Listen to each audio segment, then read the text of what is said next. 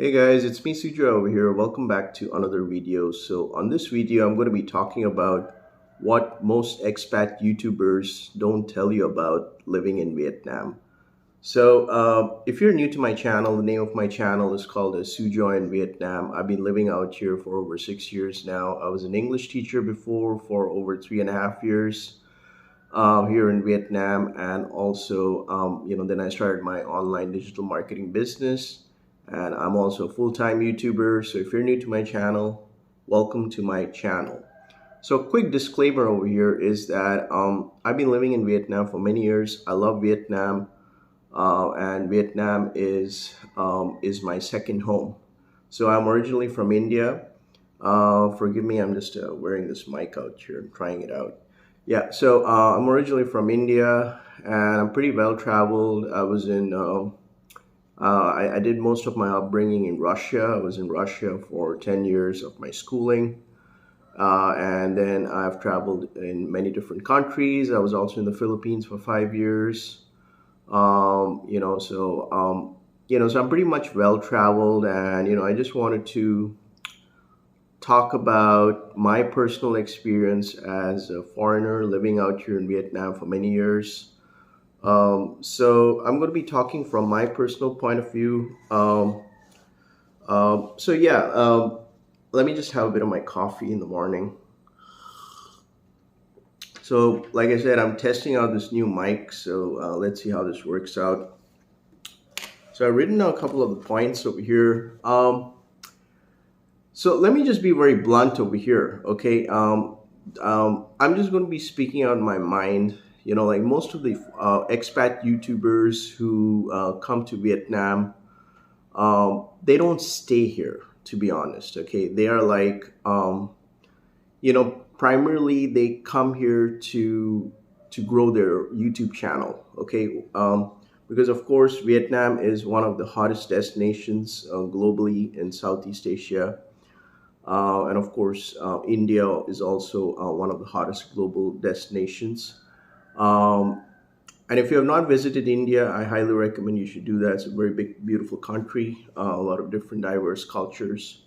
So yeah, I mean, so primarily most of these YouTubers, like they come from the West, or some come from South Africa or from Europe, and I've watched these YouTubers, like I've taken my time, I watched these YouTubers, and basically these YouTubers are usually like travel vloggers, like talking about food and, how cheap Vietnam is.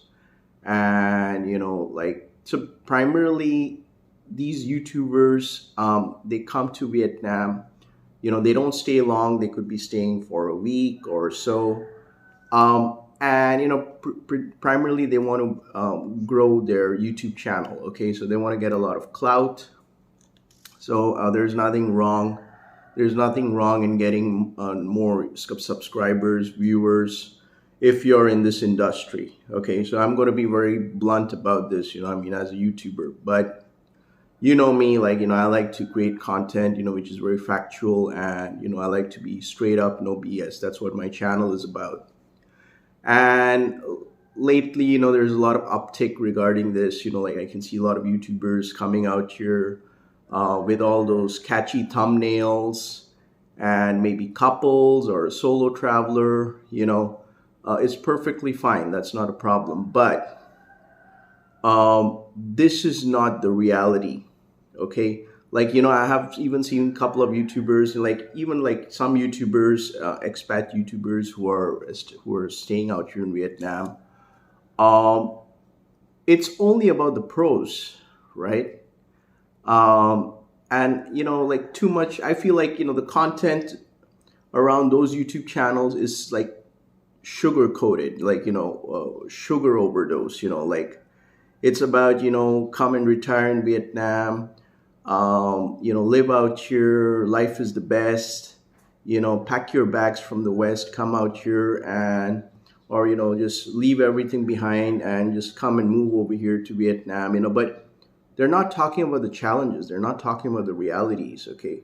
Um, and, like, as, I mean, for a guy like me who's been living out here for more than 6 years, I fairly have a good understanding of how it is like living out here in Vietnam, especially in the long run. Like say, you want to teach English, or you want to settle up out here. You're thinking of retiring out here. So I'm going to be talking about a couple of the points over here, and so it's just going to enlighten you, because I want to give you the facts. All right.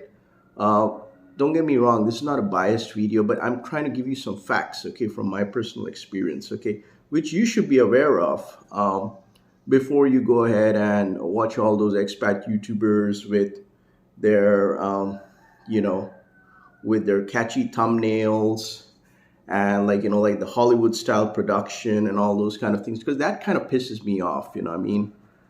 So let me give you my real insights. Okay, so the first one would be the scams. Okay, um, you do have a lot of scams out here in Vietnam. As a tourist, if you're going to be like, I've been living out here in Ho Chi Minh City, also known as Saigon, for many years. You go around in tourist locations like District 1 or backpackers location, or if you're going to, like the Bouivian Street, which is like like a walking street out here, or even in Hanoi, if you're going to, I think that is the Beer Street, if I'm right, yeah. But like you will be overcharged. Okay, so if you're going to be buying some drinks, you could be overcharged, or if you're going to go to if you're going to be going to maybe Bentan Market, which is like which is a very famous market out here in Vietnam, you will be overcharged. Okay, so like because like you're a foreigner, they will 10x the price for you. Okay, like what the locals pay and what you will pay, definitely. I don't mind if it's going to be like 1x more, but like they can charge you 10x more. Because so you got to be careful of scams. A lot of things like the shoe scams. There could be, even if you're renting apartments out here in Vietnam, they could include more charges, which is kind of baseless, which doesn't make any sense. Because what I see is after the pandemic got over, the people out here, they got an opportunity to capitalize on this. Okay, so yeah, so the first is the scams. Okay, the second one would be the teaching English environment. Okay, now the easiest job for foreigners when they come to Vietnam would be to get an English teaching job, straight up. Okay, I mean, I come from a corporate environment. I worked in the marketing field for so many years. I worked in different countries, in corporate offices.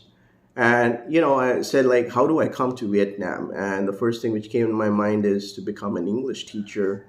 So I came out here, I certified myself as an English teacher.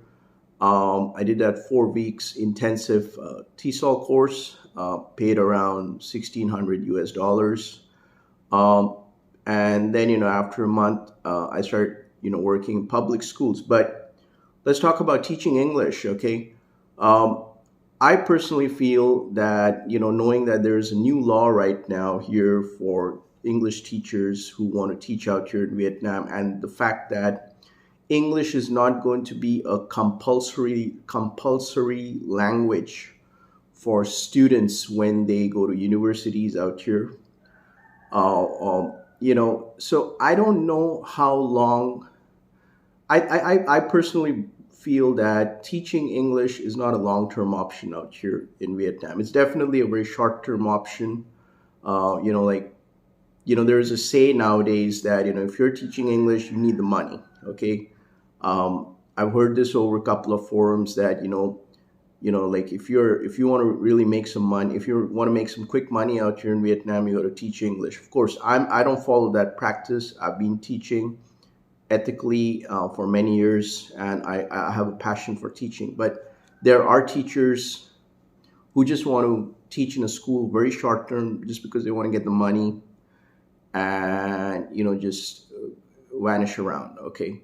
So yeah, teaching English, and also nobody's talking about like the teaching discrimination. Okay, the hiring practices. Okay, Like major, couple of these big, couple of, I won't name this website, but like, you have this famous teaching website out here in Vietnam.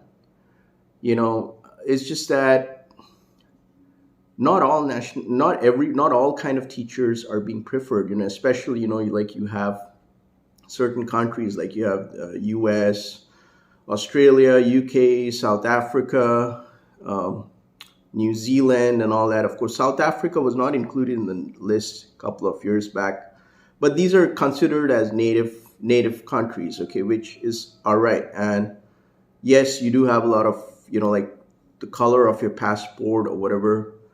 I haven't seen, to be honest, I haven't seen many teachers. I haven't seen English teachers. I haven't seen many English teachers over here who are coming from India. Okay, now, I'm going to get a lot of heat about this, but yes, a majority of the people back in India and my country, we do speak English. Okay, uh, but there are people, there are English teachers who are from India who have a neutral accent. Okay, like for me, like I have an American bachelor's degree from U.S. college.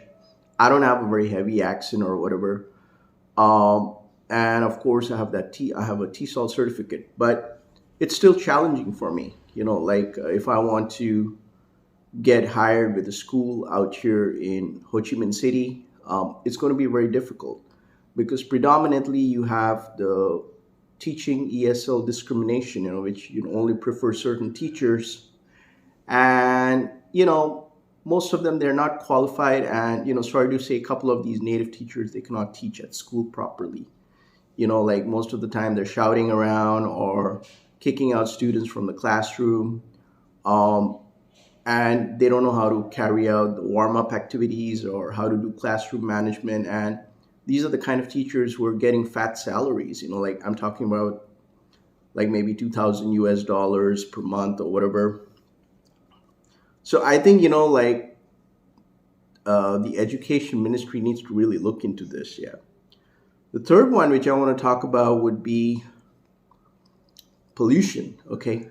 Um, yeah, the pollution level is very high. Okay. Like, especially if you're going to be residing in Ho Chi Minh and Hanoi. Um, I lived in Hanoi for 2 months. I remember those days, like nighttime, I could see a big thick smog around. Okay, from my studio apartment, I used to go out and I was just check a thick big smog. So yeah, the pollution level is pretty high even in Ho Chi Minh City. Like like there are a lot of two wheelers over here, and of course I can see it's taking a toll in my health. I have kind of landed up with congestion.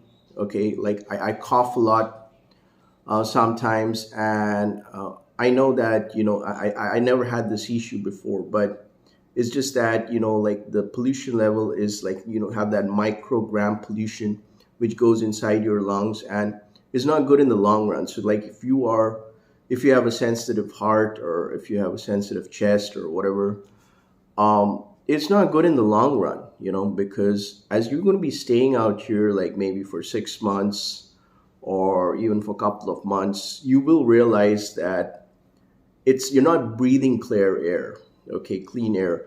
And that's the reason why I'm staying out here in the countryside, because, the air is pretty clean, and I'm away from the city, because the moment I go inside the city, it's going to be polluted, and it's not good for my health, and I always have to wear a mask. I usually wear a mask all the time because I have a sensitive chest. Okay, so yeah, the pollution level, it's high. Yeah. Let's talk about the fourth point. Okay, let's talk about the road accidents. Okay, now Vietnam is one of the countries which has the highest number of accidents. Okay, now I'm talking about two-wheeler road accidents. A lot of people have lost their lives, or because, like, I guess, like there are people that drive very rash, or they're not following the rules here and there. And like whenever you come to Ho Chi Minh City or you go to Hanoi and all that, you'll always see this organized chaos, so many two-wheelers. You don't know where it is going, what. And it's not very uncommon for me, like in a month, I averagely see around like maybe 7 to 8 road accidents. I mean, when I'm on a grab bike, I see that. Like I see, like people are falling into a road accident or people losing their lives. So yeah, that's one issue. The road accidents out here. Um, the fifth one would be um, bureaucracy. Okay, now of course. Um, I'm nothing new to this, because I'm also coming from a country where bureaucracy is high, but um, it's a bit higher out here in Vietnam. Like if you really want to get things done, you may have to go through the loopholes, or but I don't want to get into the details about this. But yes, like if you want to get some legal work done or whatever, you got to pay some extra money as a foreigner. Like I remember, I had to get my degree, U.S. degree, notarized from this some Vietnamese document work I had to do, and I had to pay some extra money. And those kind of things are there. So like even it could be maybe for visa situations, right? So like if you're coming to Vietnam for a visit or something like that, like the bureaucracy. If you are even like for businesses, if you want to set up your physical business out here in Vietnam, you have to go through that loophole. So yes, unfortunately, bureaucracy is there out here in Vietnam. It's pretty high. Okay, let's talk about point number 6 would be the food hygiene. Okay, now to be honest, like if you're eating street food, I love street food out here in Vietnam. So like, if I can go and eat some street food, but like 50% of the time I do get food poisoned. Okay.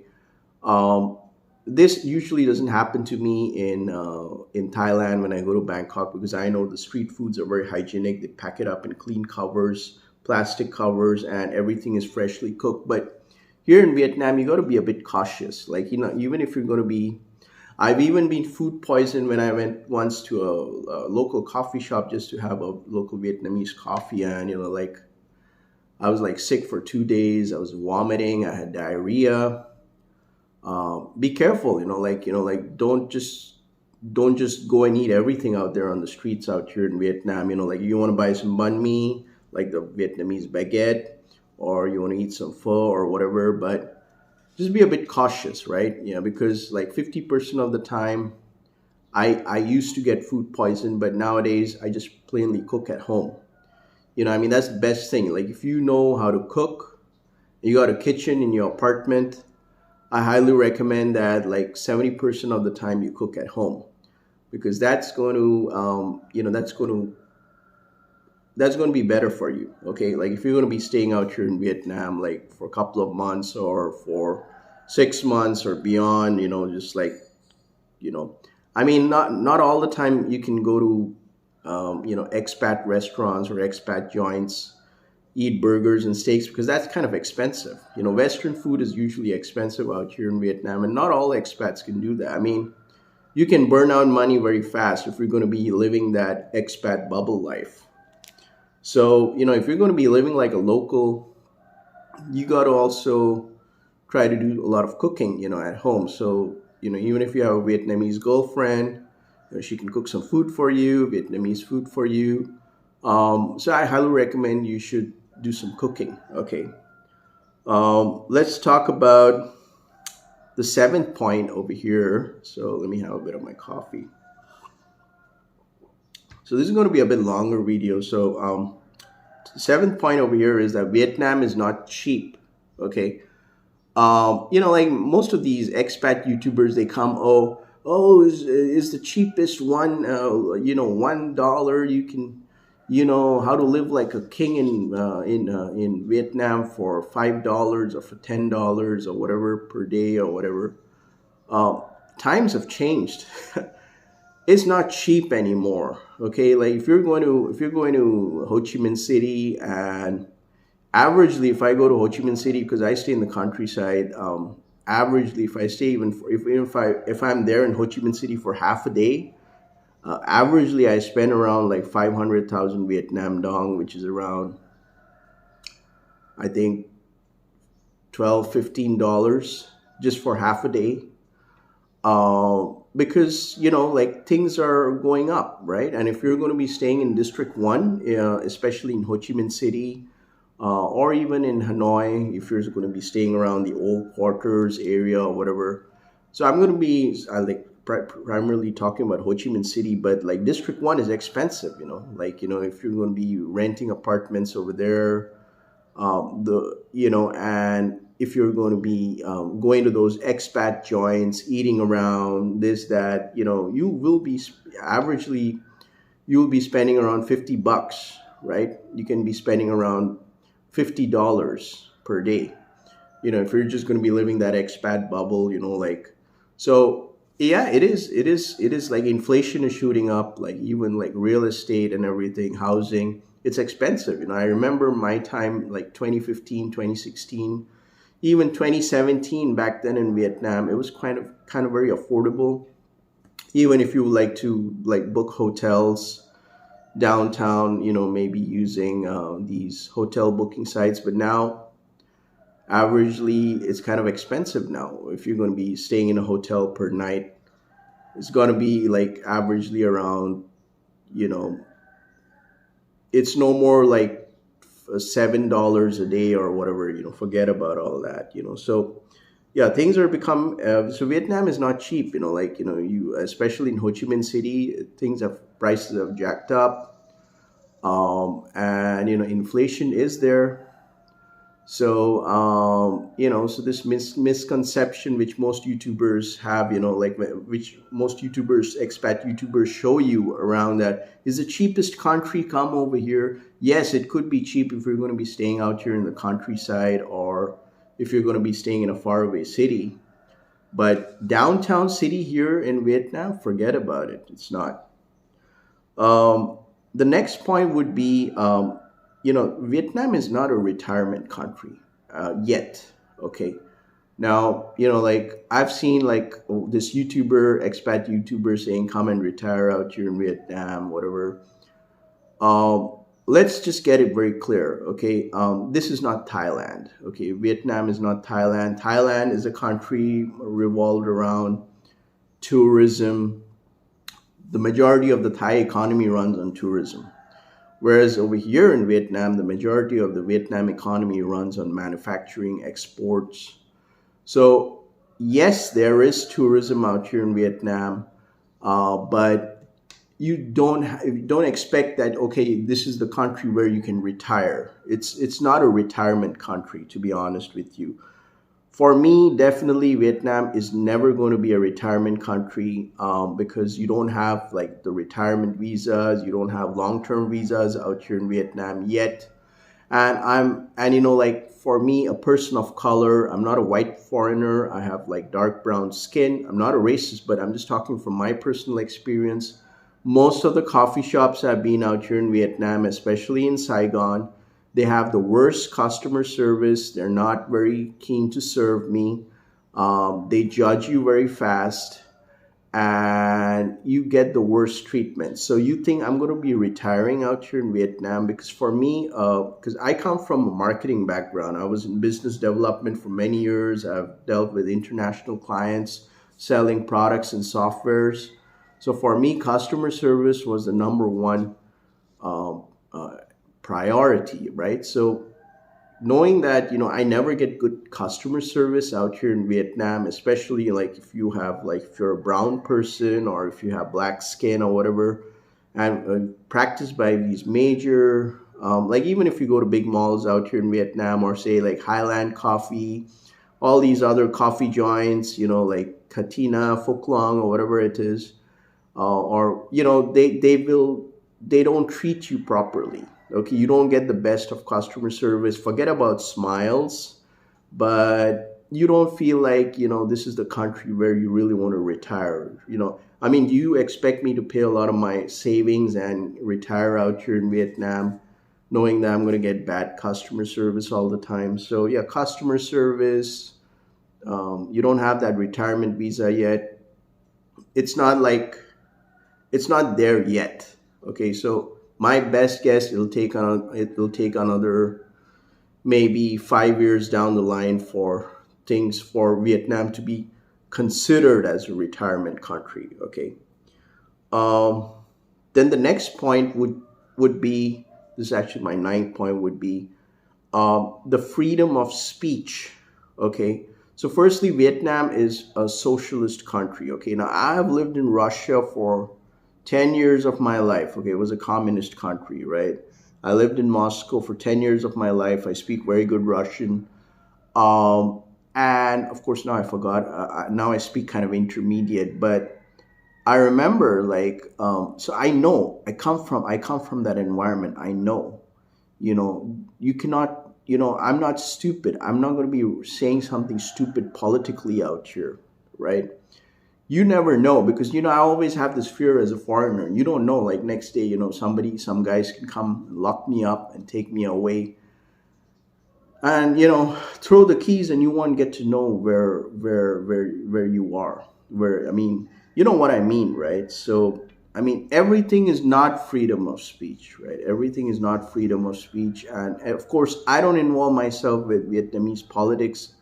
I don't know. I don't read Vietnamese politics. I'm not a very political person, but if you are a political person, and if you are taking interest in international politics as a foreigner, my best advice to you would be to stay off it, especially when you're here in Vietnam, or you know, just stay off it. Yeah, because that can get really scary. Okay. Um, the final one, which I really don't like to talk about, which most YouTubers don't talk about here, expat YouTubers don't talk about here in Vietnam, would be, yes, Vietnam does have a problem with racism. Yes, it's kind of not common here in Southeast Asia. Even Thailand has problem with racism, but in general, like, I'm not saying all, but there are instances like the customer service, right? I get judged very fast, because like because I have dark brown skin, or I come from the sun, and I go to these coffee shops or whatever, and they just, they won't even talk to me. They're just quiet, and like, or like, even grocery, even like places like 7-Elevens over here, Family Mart, GS25 or whatever it is, and even hotels, or um, even like sometimes the neighbors, like sometimes, like if you're going to be staying in the countryside, you are going to experience racism if you are a person of color. So yes, you do have that. It is there. Or if you're going to go to a fancy restaurant out here in District 1 in Ho Chi Minh City, and if you're a person of color, or maybe, like you're from India, or, you're coming from an African country or whatever, you may not get that kind of good treatment. Yes, there is a lot of white privilege over here in Vietnam, and I'm not ashamed to talk about it. I posted this earlier before. I've spoken about this. You do have white privilege problem out here in Vietnam. If somebody, if they see a white tourist, they'll get the extra fine treatment, good treatments. But if a person like me, if I'm going to be going to a fancy place out here, or if I want to be even checking into a hotel, and I see, like, the hotel room is good on the websites, and I go there, I may not get that kind of room. Yes, it is still a very white infatuated society. I'm sorry to say that, but and this is something which is going to take time to eradicate. Okay. Like, don't expect this to be. This is not like Singapore, where everybody is very multiculturalized or whatever it is. Because Vietnam is not Singapore. Okay, I'm being very honest over here. So it's just that. Let me see if my mic is still on. Yeah, it's still on. All right. Yeah. So so yes, it will take some time, because like there are many Vietnamese where who haven't traveled outside the country, and like the mindset is very limited, or I would specifically say a lack of knowledge. I mean, look at this YouTuber guy called as Global Crazy. I mean, a young, fine Black American dude, his experience out here in Vietnam, and I kind of relate to that. I mean, of course, I'm not a black guy. I mean, I do have brown skin. Yes, I come from India, but I do agree with him most of the points. Okay, I do agree, and like especially when I was in Hanoi, I had a lot of problems with that. I wouldn't I wouldn't deny that.